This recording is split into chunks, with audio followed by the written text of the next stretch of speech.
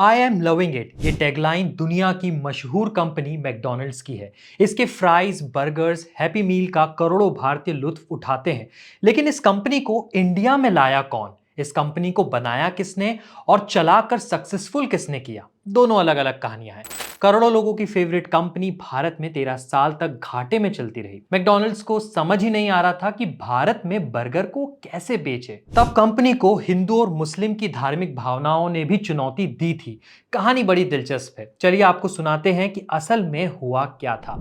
नमस्कार, मेरा नाम प्रतीक वाघमारे है और आप ईटी हिंदी प्राइम देख रहे हैं। अगर आपने वीडियो लाइक नहीं किया है तो प्लीज लाइक जरूर कर दें। मैकडी की कहानी भारत से शुरू नहीं होती। कहानी शुरू होती है साल 1940 में अमेरिका के राज्य कैलिफोर्निया से, जहां दो भाइयों ने इसकी शुरुआत की। नाम थे रिचर्ड मैकडॉनल्ड और मोरिस मैकडॉनल्ड। लोग उन्हें डिक और मैक मैकडॉनल्ड्स कहते थे। उन्होंने 1940 में मैकडॉनल्ड्स बारबेक्यू नाम का एक ड्राइव इन रेस्टोरेंट खोला था। उस समय रेस्टोरेंट में लंबा मेन्यू था, लोग कार में बैठकर ऑर्डर देते थे, बिजनेस ठीक चल रहा था। लेकिन 1948 में दोनों भाइयों ने कुछ ऐसा किया जो लोगों को समझ नहीं आया।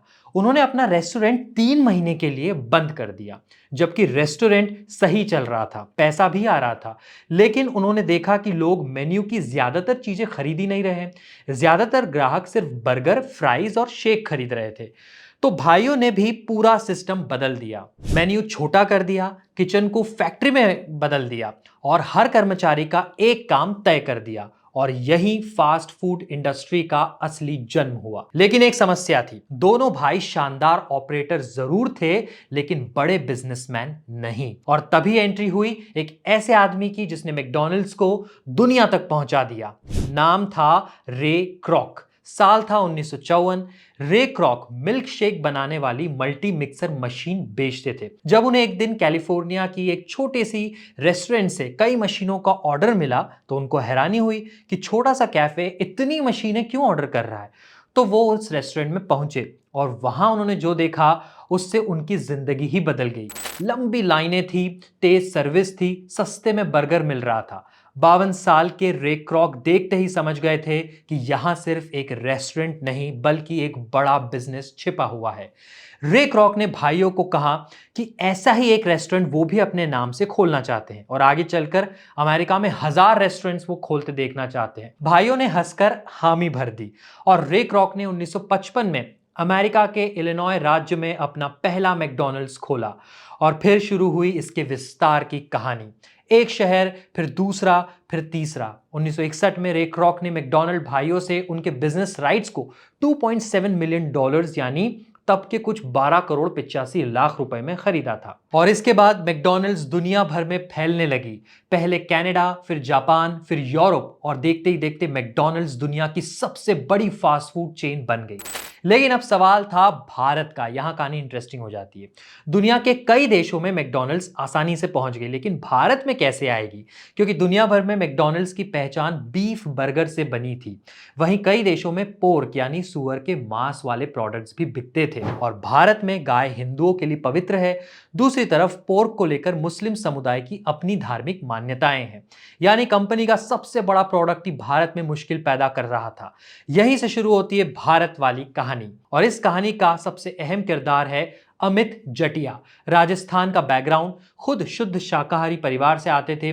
मैकडॉनल्ड ने अमित जटिया को 1994 में फोन घुमाया था, भारत में एंट्री करने के लिए कहा। अब अमित जटिया की भी अपनी एक कहानी है। इनका परिवार बिजनेस में था ही पहले से। इनका बिजनेस तब के बर्मा यानी म्यांमार, जापान, हांगकांग तक फैला हुआ था। अमित जटिया ने अपनी पढ़ाई अमेरिका से की थी, तो ये अमेरिकन और इंडियन कल्चर दोनों से वाकिफ थे। लेकिन अमित जटिया 14 साल की उम्र में ही मैकडॉनल्ड्स कैफे जा चुके थे। तब वो जापान में थे, लेकिन शाकाहारी होने की वजह से उनके पास खाने के ज्यादा ऑप्शंस नहीं थे। तो उन्होंने सिर्फ एक मिल्क शेक लिया। लेकिन उन्हें तब कहां पता था कि एक दिन वही भारत में मैकडी की कहानी लिखने वाले हैं। तो 1994 में मैकडॉनल्ड्स ने अमित जटिया को कॉल किया और कहा कि आपका परिवार मैकडी को भारत में बना सकता है, लेकिन हमें ये वेजिटेरियन लोगों के लिए भी बनाना है। जटिया का परिवार मान गया। 1 मार्च 1955 को अमित जटिया की हार्ड कैसल रेस्टोरेंट्स कंपनी और मैकडॉनल्ड्स के बीच 50-50 का जॉइंट वेंचर बना।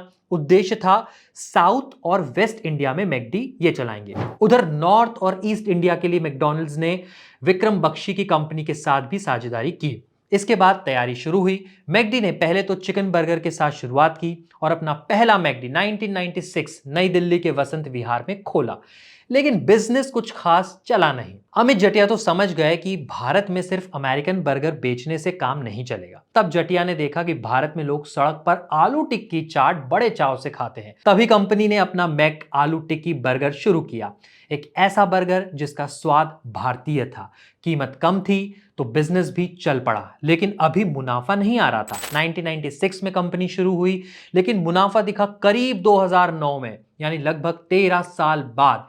इतना लंबा इंतजार आज कोई भी स्टार्टअप निवेशक नहीं करता। बाद में अमित जटिया ने मैकडॉनल्ड्स की हिस्सेदारी खरीद ली और उनकी कंपनी हार्ड कैसल रेस्टोरेंट्स, जो मार्केट में West Life Food World Limited के नाम से लिस्टेड है, वो मैकडी चलाने लगी।